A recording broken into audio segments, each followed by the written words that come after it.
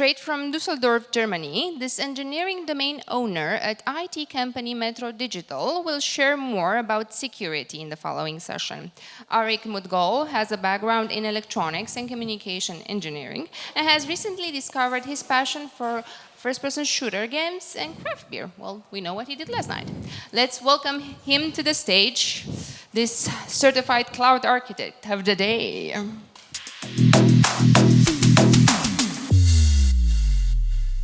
Thank you, guys. Thank you. And thank you so much for the awesome introduction. By the way, if you're wondering why I'm in apron, I was just cooking the meal you're going to eat in 1 hour. So if there is complaints, feedbacks are not accepted. So, as Elena very nicely explained, I've had a long journey with engineering, with architecture, and with now management. And I'm going to do some demo with you guys about cybersecurity in general in DDoS attacks and how to implement them in Google Cloud. Let's say this way. There will be 47 slides in next 20 minutes. So if you are doing something on your phone, please take them away and try to look forward. Let's pick this up. So how many of you guys know, by raise of hands, that DDoS, what DDoS is? OK, I can't see that because of the floodlights. OK, wow, that's a lot of them. I mean, you guys are more expert than me.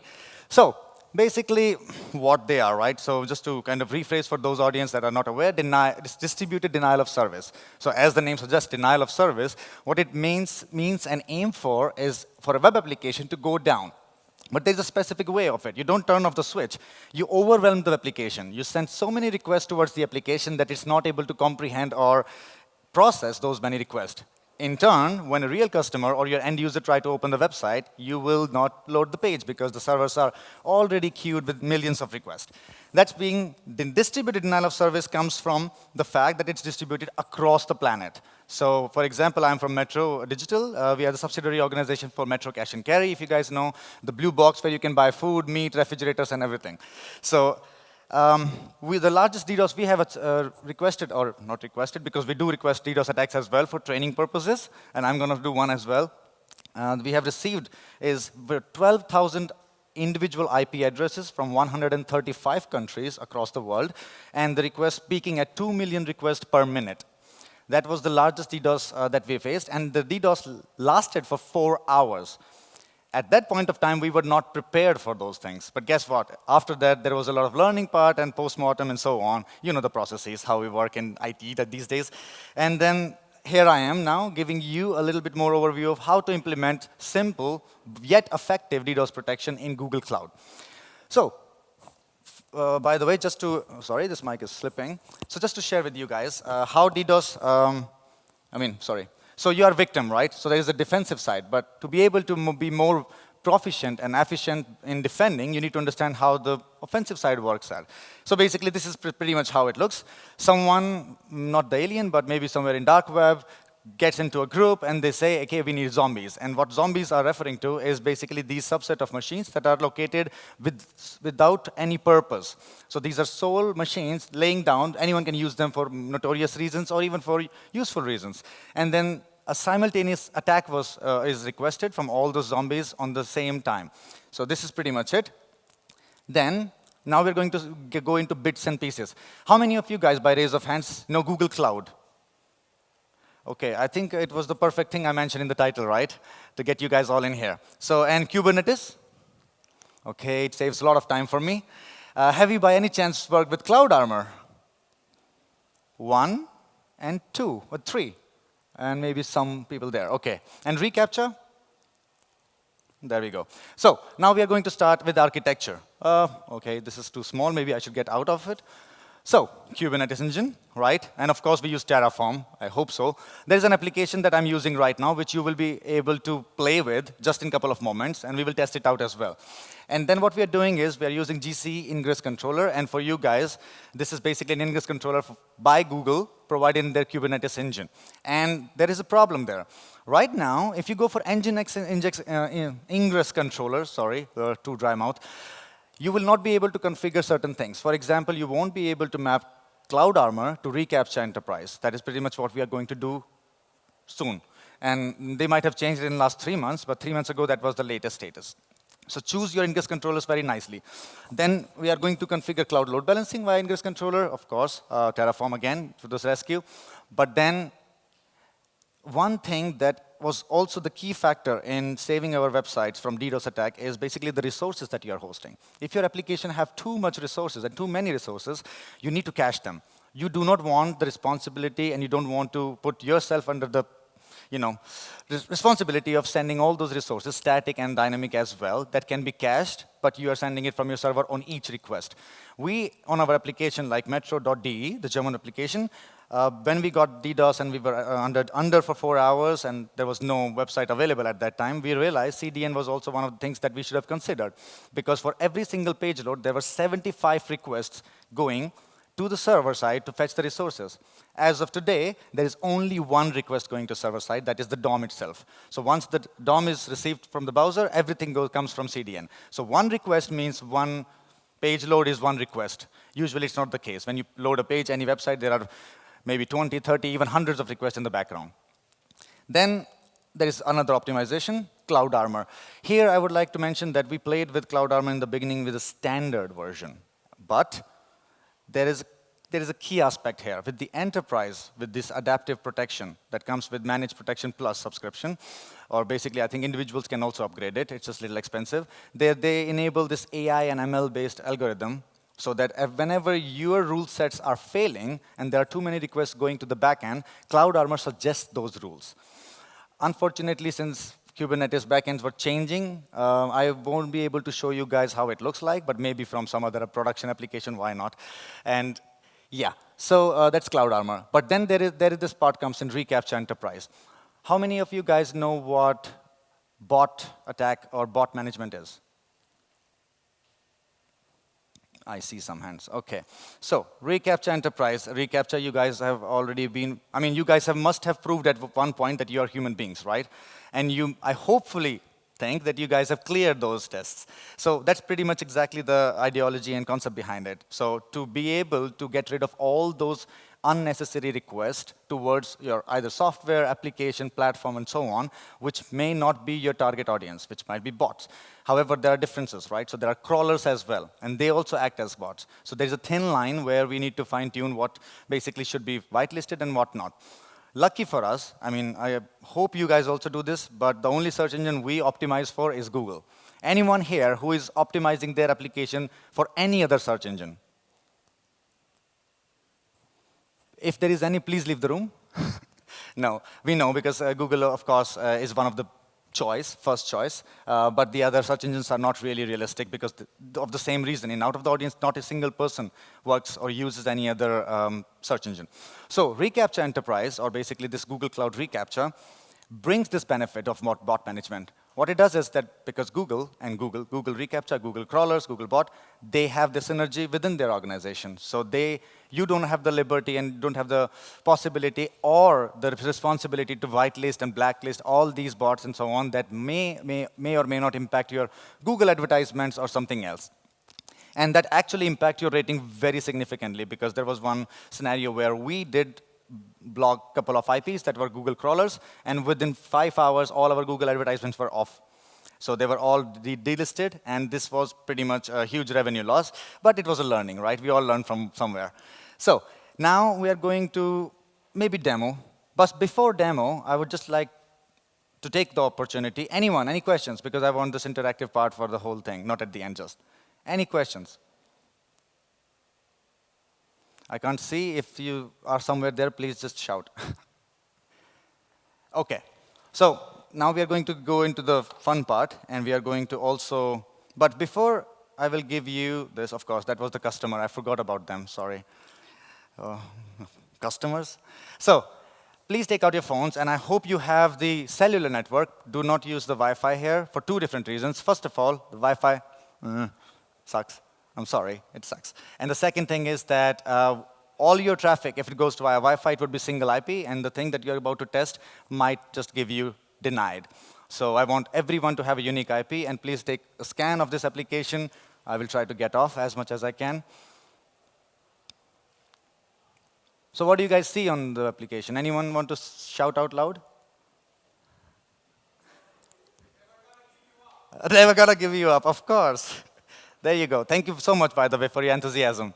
I like this kind of audience. Maybe we should catch up afterwards. So this is a very amazing application. Never gonna give you up. I'm gonna share my screen and just, the presentation need to be stopped. There we go. So this is the application that you're probably opening. And yes, so that was the cached version. And as you can see, there is a reCAPTCHA sign right now on the bottom, but it's not enabled. It's just a script. So I'm going to show you something. So first of all, we go to the policies, because we have to do iteratively. I hope the internet works, and I hope everyone can see it. Last row, can you guys read anything on the screen or not? No? Now, is it better? Okay, perfect. Now I look like I'm using 1990s laptop because it's this thick, the text on my screen. Wow. So first we will go to different aspects of it, but more important parts first. I will take it out. Whenever we come to DDoS protection, there are a few things that we have to conceptualize. Bot management is one of this, and then you have the throttling aspect. So throttling, by definition, it is that you allow certain number of requests for a certain period of duration. And you, after that, throttle, which means you don't let that particular request come in until that time or counter resets. So to give you an example, let's take an IP identifier, because you need to choose how you will identify the request. Let's say IP address. So if an IP address is allowed for 15 seconds, only 10 requests. So, and if you every second send request, for the first 10 seconds, you will get the page. But for the next 5 seconds, you will say denied. But as soon as the 15 seconds get over, you still then get the application again. So the shorter the duration, the more beneficial it is. Because if the duration is long, the distributed DOS, basically that's the scale of it. It doesn't start slowly. It's not like a warm-up phase. One time there is not a single request, and then another moment you have 2 million requests hitting per minute. So, and that's pretty much the ideology, because they want to pass through those limits of throttling, so that if you have 1 minute based throttling, you would not have time to react. Because guess what? All the monitoring systems, right? If you're using Datadog, Pingdom, and so on, they have all at least 30 seconds, 45 seconds of polling to check if your application is available. And whenever, if the first request fails, you don't let your, let's say, monitoring system to start sending you calls. You try it again. And if there are 2 subsequent requests fail or something like that, then you say, OK, now the application is really down. There was no network issue, so now you should get it. Imagine this. If our monitoring is not short enough, then our defense part need to be short enough. So that's where the throttling lower the value for the duration, and the request count need to be on your application basis. So for example, our e-commerce application for Metro, at any given point of time, there are 1,500 to 2,000 customers all available in Germany itself. So there are 2,000 customers all the time. You can see it in our Google Analytics on our e-commerce platform, right?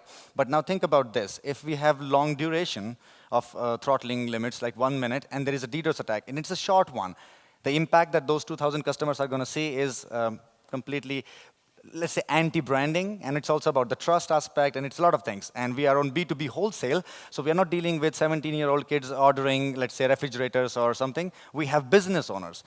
Time is money for them. They are caterers. They are 5-star hotel owners. They have different shops. Or maybe they're franchisee and chain. That's our target audience. Time is of the essence. That's why we need to make sure that whenever they are trying to open the application, it is available, because they maybe take 5 minutes just to place the order. And it's always a huge order, hundreds of thousands of euros. So that's the ideology behind in the background. But throttling part comes in to short. So this is just a suggestion. And it is something that I fine-tuned and tried for our applications internally, that we, by default, keep our protection and defense level on lenient side. We see, OK, we get 500 requests per minute, so let's put 1,000 or 700. Yes, you can do that, but it's so easy because you have web scrapers. How many of you guys know what web scrapers are? OK. So web scrapers are basically, let's say, these bots and crawlers that try to scrape information from different IP addresses or different websites and so on. But that's not the only thing they do. They also try to fly under the radar of your defense so that they are able to access your application and then slowly ingest the information. So there is pretty much how we also see this. We actually see these web scrapers in our logs all the time. So they're trying to fly under the radar. So they try to boost certain spike, so they send 50 requests, just for 1 second to test it out, because they can see if the requests are acknowledged or not, right? Then 5 hours later, maybe they'll set 20 to see. So they literally fine-tune value by value to be able to come close to recognizing what your policies are. So if the offensive side is this smart, we need to be a little bit more aware about it. So the shorter the time period for defense is, the probability of defending the attack itself would be higher. It goes the same way when we talk about not just DDoS, for any kind of cyber attack, let's say even kind of, what is it? The thing that encrypts your servers, the ransomware. Thank you so much for the support, guys. Ransomware. So there are three different stages of cyber kill chain. So this is basically this aeronautical company in US. They define the kill chain, cyber kill chain. The first is the delivery. Research part. So first the scanning part, then the delivery, and then the attack itself. So the scanning part is basically finding the targets. It could be a phishing attempt and so on, and then they jump to the delivery payload. Basically, they send an email looking exactly like your CEO, and then say, hey, I would require you to fill this form because I'm flying you to somewhere. Let's say somewhere. And you are excited, you click on it, and you're waiting for that flight, and there is a file downloaded, and in the background, the scripts are already doing stuff. And then afterwards, the real attack happens, because then the spreading part happens.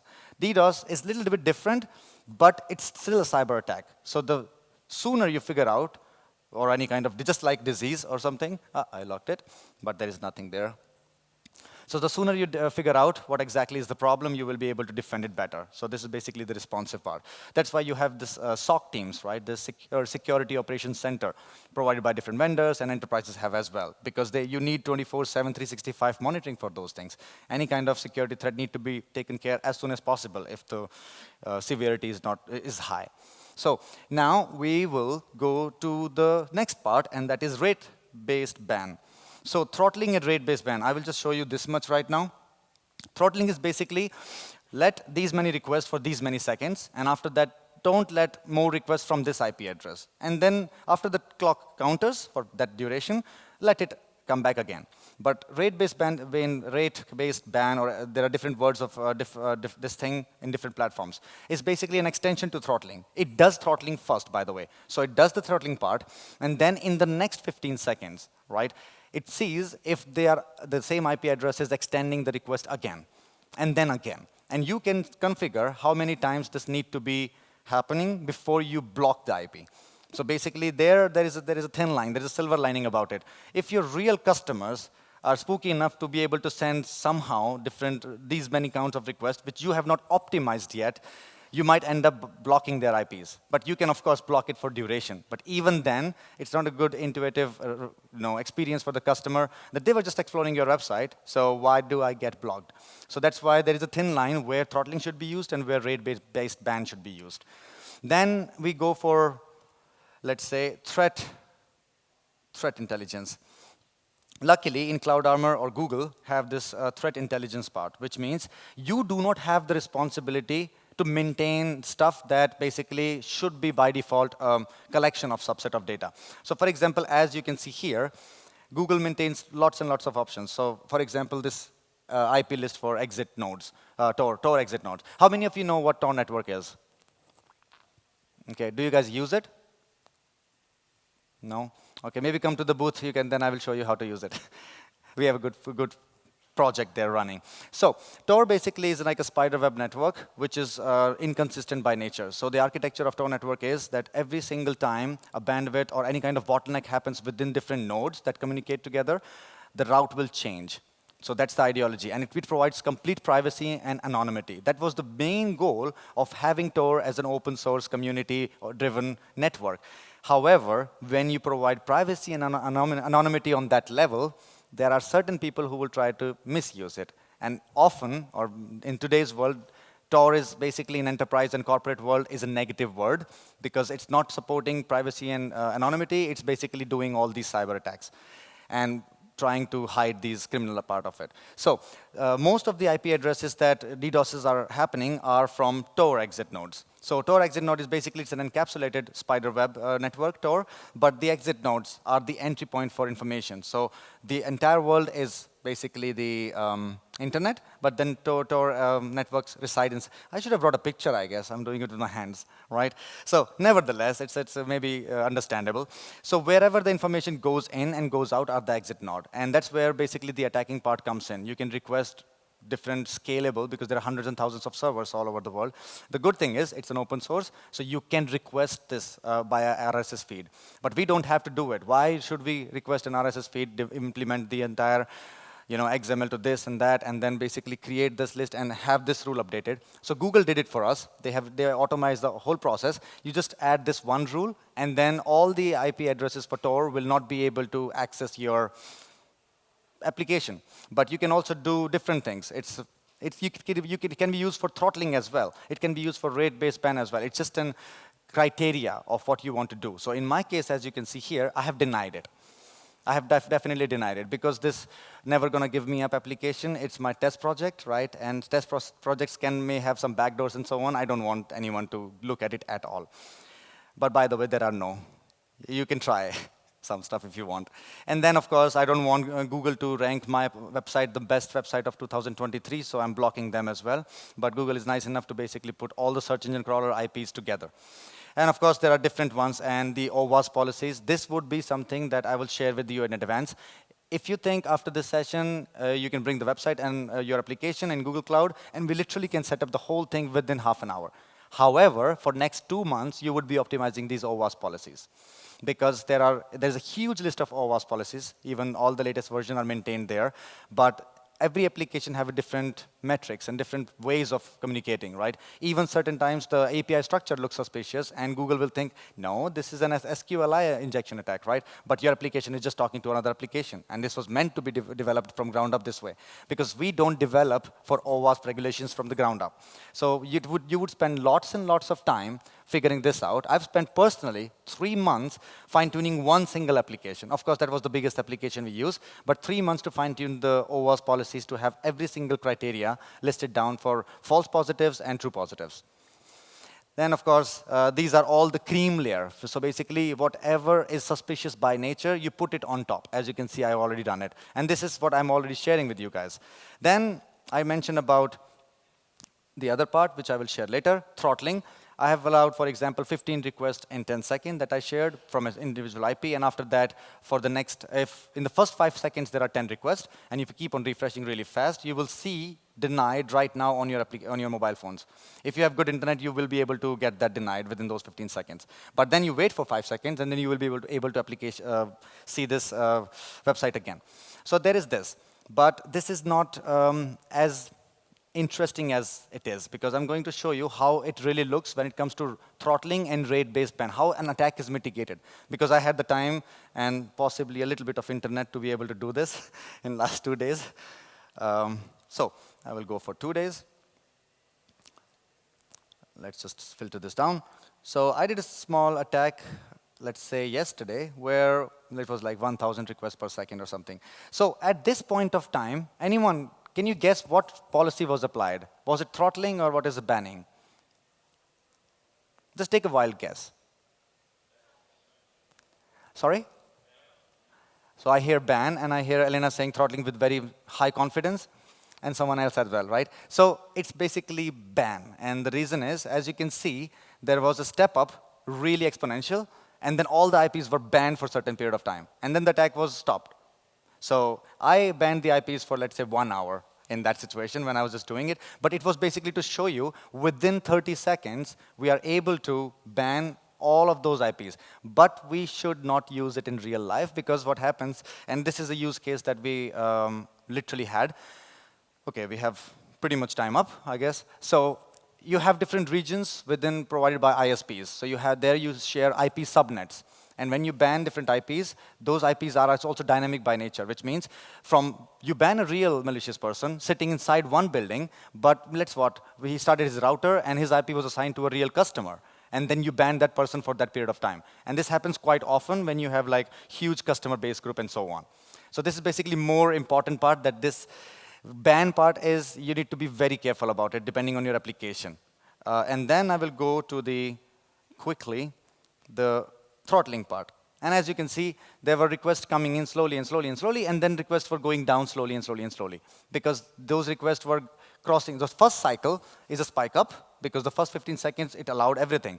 But then the second cycle, it thought, it's suspicious, it shouldn't allow it. And then the third one, it started throttling it even more and more. And you can fine-tune this in the way you want to propagate your DDoS attacks in general. And if you want to, and I would say, we would be able to play it with today. I wanted to do a small attack, which I will do it just now. So, there we go. So if you want to know how to do it, I can also teach you those guys. There are certain nice tools. And yeah, thank you so much for having me. Thank you, Elena. And I would say if you guys learned something new, it was a win for today. Thank you so much. And being a wonderful audience. Cheers. Thank you. Thank you so much. Time is up, but maybe we can get a quick question in if somebody's burning to ask it. No? I'm going to ask a quick one. I can't let you go like that. Sure. Quick. How are you preparing for the following attacks that are going to come? What do you do? How do you get your creative juices flowing? Well, you have to actually invest into it at the end of the day, right? So you start from nothing, and then you face it first time, that's a learning curve, and after that you see, okay, we don't have this part or entity of the organization existing. You establish new teams, you establish new processes, you establish new workflows, you automate stuff, and that is a continuous process thereon. And we, of course, had the luxury to be attacked quite often in last 2-3 years, but at the beginning phases we realized it, and we are now really heavily working into this direction. Thank you so much. You definitely got me thinking about the fact, so there are more zombies than Plants vs. Zombies, because those were the only zombies that I knew about. Yeah. Thank you. Warm applause.